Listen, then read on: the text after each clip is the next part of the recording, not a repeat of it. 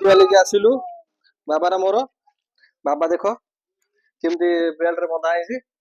ଆସନ୍ତୁ ଯିବା ଦେଖିବା କଣ କିଚେନ ରେ ପିଙ୍କି କରୁଛନ୍ତି।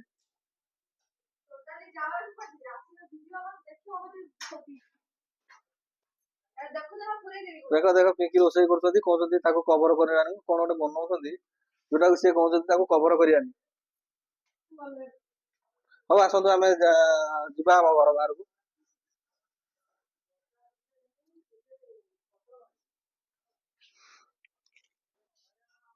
ବାହାରେ ତ ବହୁତ ଖରା ହଉଛି, ବାହାରେ କେମିତି ଯିବା। ଏଇ ଦେଖନ୍ତୁ, ହେଲୋ ଗାଇସ୍, ଦେଖନ୍ତୁ ସବୁ ଧାନ କଟା ହେଇକି ଆସି ଅମଳ ହେଇକି ବସ୍ତାରେ ପଡୁଛି।